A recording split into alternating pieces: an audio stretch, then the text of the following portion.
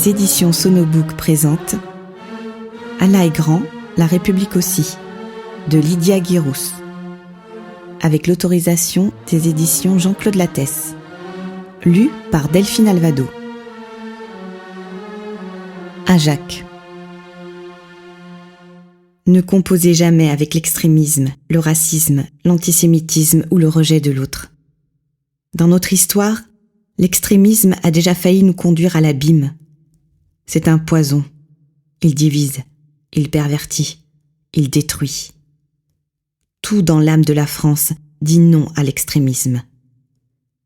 Discours de Jacques Chirac, 11 mars 2007. Prologue. J'aime la chorba et la tête de veau, le bœuf bourguignon et le couscous, Matou Blounès et Renaud. Ce livre est mon histoire, celui d'une jeune femme née en Kabylie, arrivée à Roubaix dans le nord de la France à l'âge de 6 ans pour fuir le terrorisme de la décennie noire en Algérie. Nous avions décidé de mener notre vie en France et de faire de la France notre pays. S'intégrer? La question ne se posait pas. C'était une évidence, une volonté, un impératif. La France nous a accueillis à bras ouverts et aujourd'hui je doute que beaucoup d'autres pays le fassent avec autant de générosité.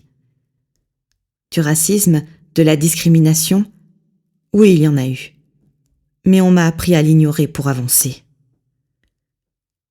C'était en novembre 1989. Nous arrivions en France. Le mur de Berlin s'effondrait 24 heures après que nous avons posé nos valises. Le bicentenaire de la Révolution française était célébré et l'affaire du voile islamique de Creil faisait l'actualité. 20 ans plus tard, c'est la burqa et le djihad qui occupent les esprits. Du voile à la burqa, cela sonne comme une défaite de la République face au communautarisme.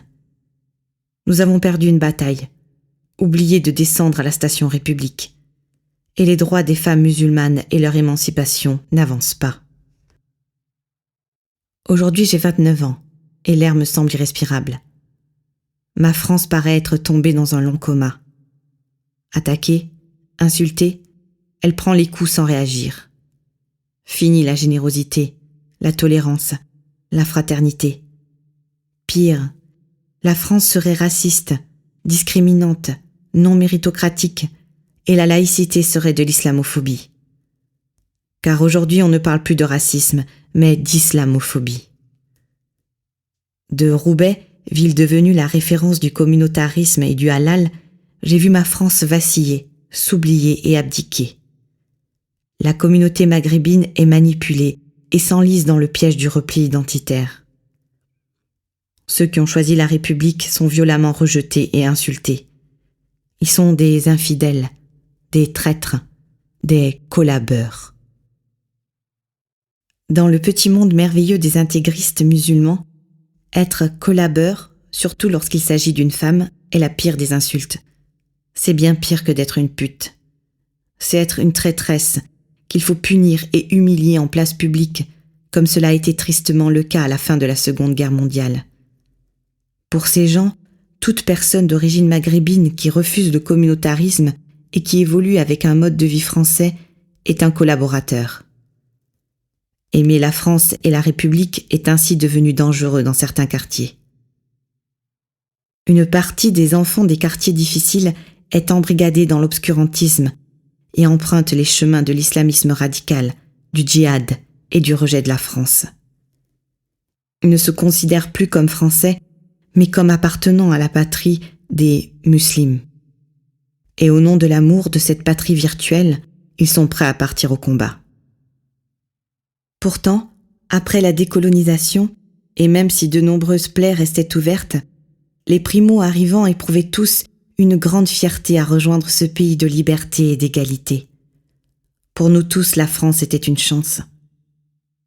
Mais pour une minorité, hélas trop visible, la France est devenue un ennemi à abattre. Prière après prière, ces enfants nés en France entament une évolution terrifiante pour notre pays et pour les musulmans de France. Parfum de Kabylie. Là-haut, tout là-haut, il y avait une montagne noire, Je la regardais des heures, assise par terre sous un olivier. J'imaginais derrière elle Paris, Versailles, la France. Ce jour-là, la montagne s'était parfumée de douces essences sucrées, mélange de cumin et d'eau de fleurs d'oranger. Je me dirigeais vers la maison pour m'adonner à mon activité préférée, manger les fruits du jardin de ma grand-mère. Des figues, des oranges, des grenades, du raisin.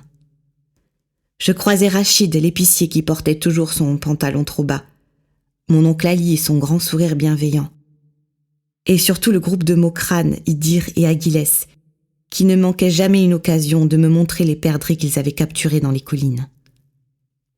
Une enfance kabyle. Comment pourrais-je vous décrire une enfance kabyle ?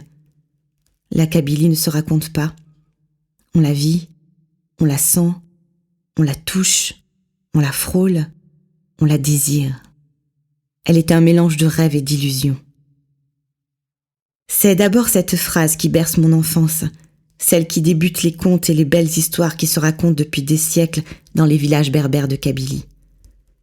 Que mon conte soit beau et se déroule comme un fil. C'est un parfum qui vous prend au plus profond de votre âme et ne vous quitte plus. Bien sûr, il y a le musc, les épices, l'huile d'olive, mais il y a beaucoup plus que cela. L'odeur du soleil, de la montagne, du vent dans les eucalyptus. Il y a le parfum de la pierre chaude, du marché, des dames du village.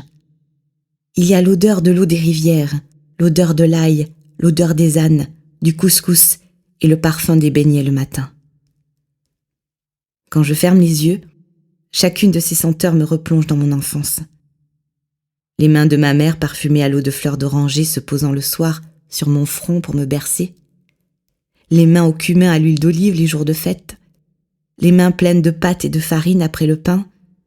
Les mains à la glace italienne vanille-fraise sur la place du village le soir. Le parfum de la Kabylie est comme le parfum de votre mère. Vous ne pouvez pas vraiment le décrire, mais où que vous soyez, quel que soit votre âge, vous le reconnaîtrez parmi des milliers d'autres parfums. Il est la terre, le soleil et le vent. Il est la force des hommes qui cassent la pierre et la légèreté d'une robe de soie. Il est la nostalgie et l'envie de vivre. La Kabylie, c'est aussi un rythme, un bruit, un murmure. C'est le rythme du tambour, les jours de fête sous l'olivier, les éclats de voix des hommes, leurs rires, leurs querelles enfantines, leurs histoires de chasse. Je ferme les yeux et j'entends les longues palabres des dames sur le marché, les histoires interminables et imagées des anciens, les longues journées à l'ombre d'un olivier. Je repense souvent au bruit des hommes dans les collines, au bruit des chasseurs qui rentraient de la montagne dans un vacarme assourdissant. Je l'imagine encore la nuit à Paris, ma brise du soir qui me susurrait à l'oreille combien il était bon de vivre. Le chant des figuiers le long de la maison, le bruit des femmes qui préparent le repas, le silence et la force de la montagne l'hiver. J'entends encore le long murmure de la nuit, lorsque je me cachais sous les draps au moindre bruit d'animal, au moindre souffle de vent dans les roseaux. J'entends encore la douce voix de ma sœur Nadia qui chantait l'après-midi pour nous aider à faire la sieste. La Kabylie, c'est un peu tout ça. La force d'un rythme et la fragilité du vent dans les arbres, les chants des femmes et le rire des hommes. Mais ma Kabylie, c'est aussi une caresse, un toucher, une main qui glisse lentement sur tout votre corps. Mon village est comme la poudre de safran qui s'envole à travers vos doigts, le sucre qui roule sous la langue, le sirop qui se colle sur les lèvres. Je sens les longues caresses du vent pendant la sieste, le contact de l'herbe humide du matin sur les chemins qui me menaient à l'épicerie. Les longs filets d'air chaud, le soir, avec les amis, enivrent encore mes souvenirs d'une douce euphorie. Et puis il y a l'eau du puits, mystique et infinie sensation de plonger dans un rêve. L'eau qui frôle, qui joue avec votre corps, qui fait avec votre chevelure de délicates arabesques. Enfin, ma Kabylie, c'est un regard jeté vers l'infini, vers l'éternité. C'est le silence de l'hiver lorsque la neige a tout recouvert. Ce sont ces grands sourires qui déchirent le ciel bleu. Ce sont les longs burnous des hommes, les robes aux couleurs chatoyantes qui s'affairent dans le village, les regards profonds, malicieux, plein d'espoir. C'est un peu tout ça ma Kabylie. Le rouge de la passion et le bleu de l'éternité. Ma Madeleine a le goût d'une crêpe à l'huile d'olive et au miel le matin face à la montagne orgueilleuse. Le goût du pain chaud et de la figue sur les lèvres. Ma Madeleine a le goût d'un souvenir brûlant et enivrant qui me donne la force d'avancer. Être à la hauteur de mon rêve français. Je suis donc née en Algérie dans un de ces petits villages des montagnes kabyles, Tizi Ibel. En 1989, mes parents ont décidé de rejoindre définitivement la France pour fuir une Algérie qui ne pouvait pas leur offrir une vie sereine et un avenir meilleur pour leurs enfants. Nous allions devenir de petits immigrés et parler le français. Mais qui sont les Kabyles ? Quelle langue parlent-ils ? Pourquoi sont-ils aussi revendicatifs ? Les Kabyles sont des Imazirènes, des hommes libres, et parlent tamazight, langue berbère. Ce n'est pas de l'arabe, ni l'alphabet, ni les sonorités ne se ressemblent. La Kabylie, c'est la terre des révoltes et des révoltés. Durant la colonisation, elle était la terre des soulèvements. Elle est restée encore aujourd'hui. La lutte pour la reconnaissance de la langue berbère a été réprimée avec une très grande violence au début des années 1980. C'était le printemps berbère. 20 ans plus tard, en 2000, on parlera de printemps noir. Les revendications étaient toujours les mêmes, tout comme les méthodes du régime algérien, qui tenta de contenir par des tirs à balles réelles les jeunes manifestants révoltés par la mort du lycéen Massinissa Guermat suite à l'interrogatoire des gendarmes de Beni Douala. Devant le JT de Claire Chazal, j'avais reconnu cette petite maison aux tuiles rouges. C'était celle de ma grand-mère. Les villageois en pleurent, une famille dans le malheur, et aujourd'hui, il ne reste que ce monument érigé en mémoire de cet innocent. En Algérie, à chaque élection, c'est de la Kabylie que partent les mouvements réclamant une démocratie transparente et laïque. Cet attachement à la laïcité est une nécessité car les croyances sont diverses. Il y a des familles où toutes les religions sont représentées. On trouve des Kabyles musulmans, des Kabyles catholiques, certains disent même des Kabyles juifs, notamment dans les villages d'orfèvres. D'ailleurs, une montagne non loin de ces villages se nomme la main du juif. Et depuis peu, on trouve même des évangélistes. Dès lors, la laïcité paraît être le seul principe équitable, tolérant et juste qui permet de vivre ensemble. Malgré leurs croyances monothéistes, beaucoup maintiennent des pratiques héritées de traditions ancestrales et paysannes. Complexes, les Kabyles embrassent les idées avec passion. Ils ne connaissent pas l'indifférence, la demi-mesure. Ils sont des militants du pour ou du contre, rarement du compromis. Le nif, ce sens de l'honneur, de la parole donnée propre au vieux peuple berbère, est au-dessus de tout autre principe, parfois jusqu'à la déraison. La culture orale a fait des Kabyles des conteurs de l'histoire familiale et celle du peuple berbère, car les différents gouvernements algériens ont pendant longtemps fait disparaître tout passage sur les berbères des manuels scolaires. À la Djemma, lieu où se rassemblent les hommes du village, le journal circule de main en main et toute la journée, la politique occupe les conversations. Avant notre départ, je passais beaucoup de temps à les écouter parler de la situation de l'Algérie. Je ne saisissais pas tout, mais comme les enfants, je comprenais l'essentiel. La politique était un sujet important. Ces messieurs qui parlaient à la télévision décidaient de choses qui avaient des conséquences sur notre vie. Personne n'était optimiste quant à l'avenir de l'Algérie. Tout le monde rêvait de partir pour la France. Nous nous sentions privilégiés car nous avions la possibilité de le faire. La France était une promesse.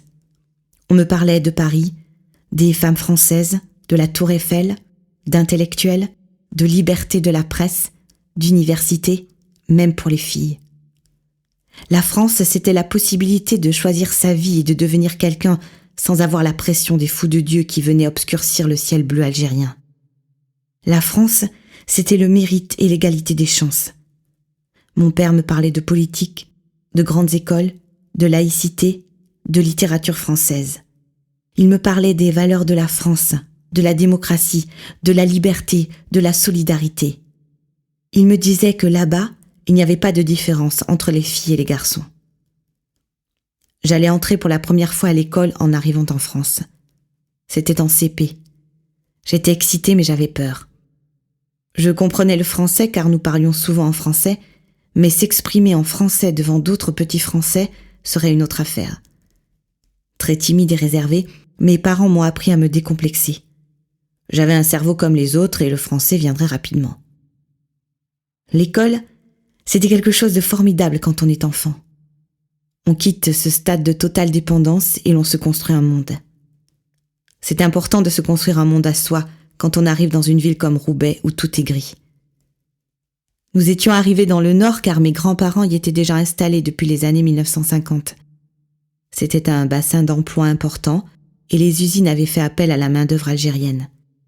Les Kabyles étaient parmi les premiers à émigrer en France.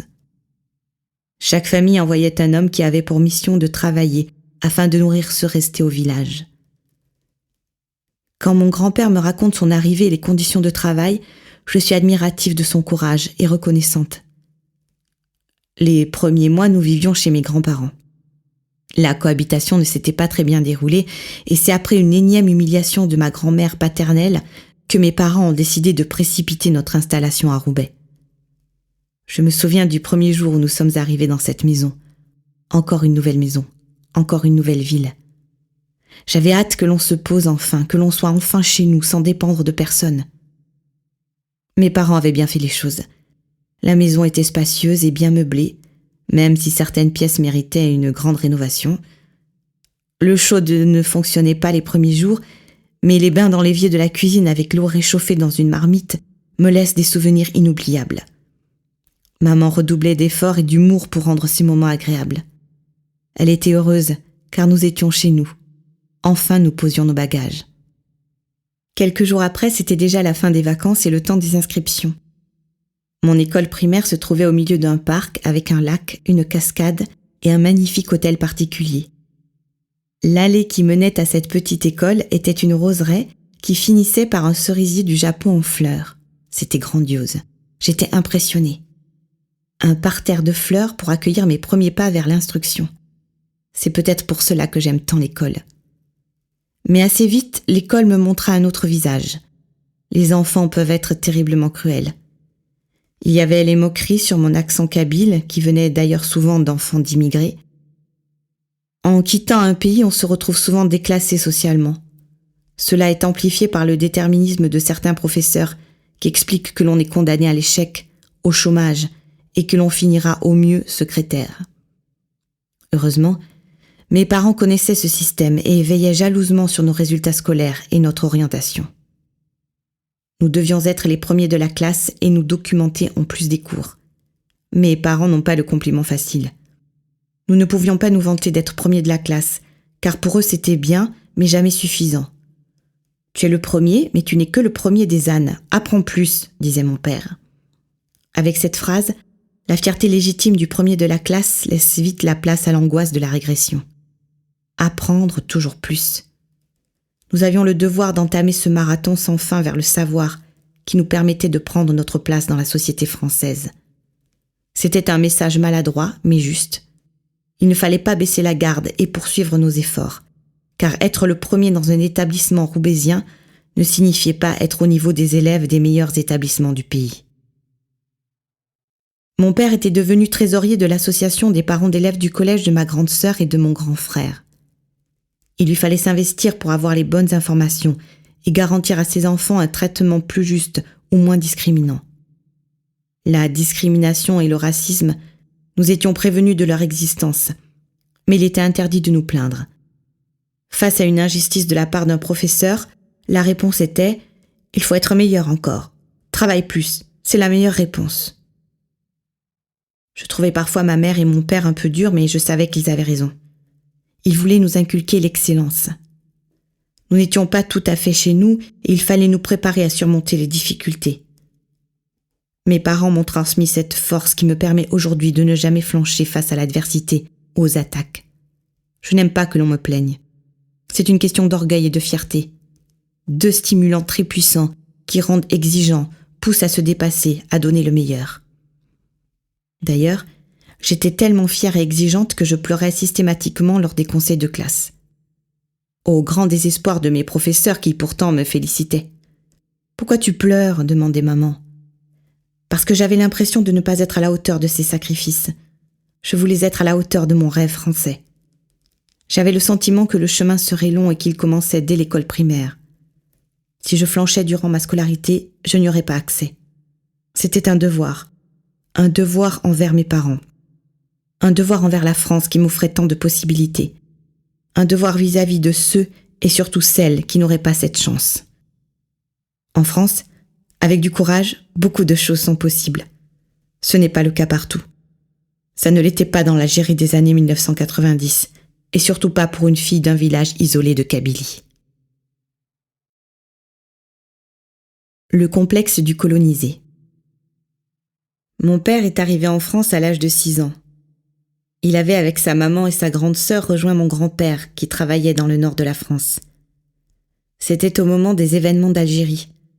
Ces événements qui ont duré des années, fait des centaines de milliers de morts, et qui ont mis de longues années avant d'être reconnus par les pouvoirs publics comme une guerre de libération à part entière.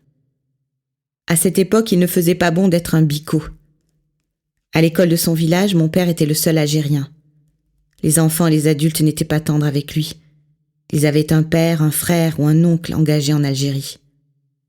Mon père a connu les insultes, les discriminations et les injustices. Mais il n'a pas d'amertume et aucun complexe. Il ne nous a jamais transmis le complexe ou plutôt le syndrome revanchard du colonisé. Aujourd'hui, les enfants ou petits-enfants d'immigrés sont des Français.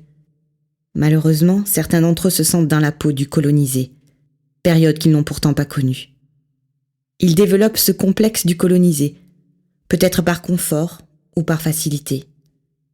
La colonisation devient leur excuse pour justifier leur situation et leurs échecs. Pour faire simple, la France a volé mes parents, ils nous ont dépossédés, fait de nous des pauvres, nous avons immigré en France, nous ne sommes pas riches ni intégrés, je n'ai pas réussi à l'école, c'est à cause de la France. Ils imaginent qu'ils seraient devenus quelqu'un si leurs parents étaient restés au pays, et que c'est à cause de la colonisation qu'ils ne connaissent pas ce destin. Aujourd'hui, ils entendent le faire payer à la France. Pour justifier chacun de leurs échecs, ils avancent l'argument de la colonisation.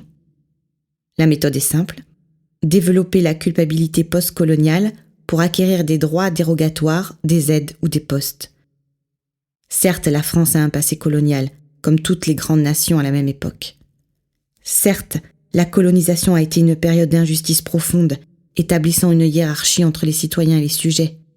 Certes, les indigènes n'avaient pas les mêmes droits que les Français.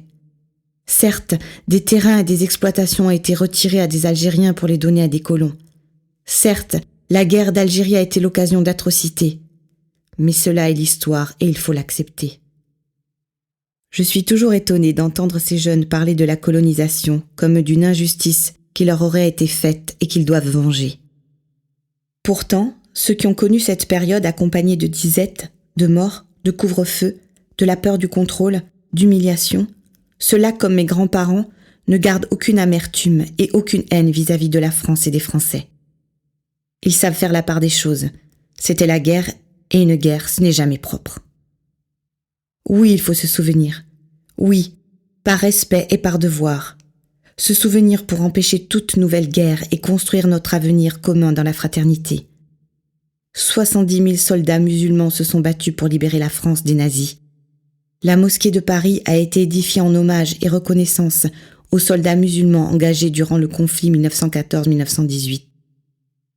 Plus tard, elle a caché dans ses caves des enfants juifs durant l'occupation. Des Français se sont battus et engagés pour l'indépendance de l'Algérie. Notre histoire est commune. Les liens fraternels sont indéfectibles entre les deux rives de la Méditerranée. Les enfants de l'immigration, les déracinés, les nés en France, musulmans pratiquants ou musulmans à mi-temps, nous avons le devoir de regarder devant nous pour construire, dans le respect de son histoire et de son patrimoine, ce qui est aujourd'hui notre pays et sera celui de nos enfants, la France. Le piège de la double culture.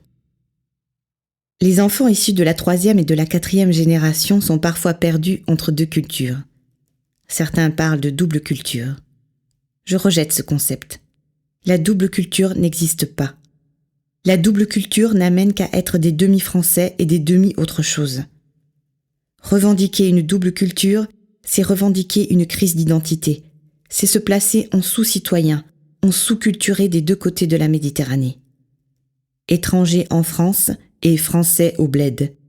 Ni tout à fait d'ici, ni tout à fait de là-bas. C'est prendre un aller sans retour pour le mal-être, les complexes et la nostalgie. Pour un mode de vie que l'on ne connaîtra jamais. Quand on est issu de l'immigration, on n'a pas de double culture. On a sa culture. Ma culture, c'est le mélange de mon éducation, de mes lectures, de mes rencontres et de mes choix. Je ne renie rien de ma culture kabyle. J'en connais les traditions, je parle la langue, je connais ses poètes et ses auteurs, son artisanat. Je suis descendante des Haït Mansour et des Haït Maklouf. Nous avons la chance de compter parmi nos ascendants ceux qui ont préservé la culture berbère de Kabylie et son histoire. Fatma Haït Mansour, son fils Jean Elmoub Amrouche et sa fille Marie-Louise Taos Amrouche. Cette partie de ma famille était chrétienne et francophone. Ils se sont engagés, militants anti-nazis auprès de De Gaulle, patriotes et ensuite militants pour l'indépendance de l'Algérie. Chrétiens, mais solidaires de leurs frères musulmans en Algérie pendant la guerre d'indépendance. Pourtant, les autorités algériennes ont eu de cesse depuis de les ignorer et de mépriser l'apport de leur combat pour l'indépendance et leur concours au rayonnement culturel de l'Algérie. Jean Elmoub Amrouche. Nous espérons que vous avez apprécié cet aperçu. Pour continuer à écouter ce livre audio sur Google Play Livres, utilisez le lien dans la description de la vidéo.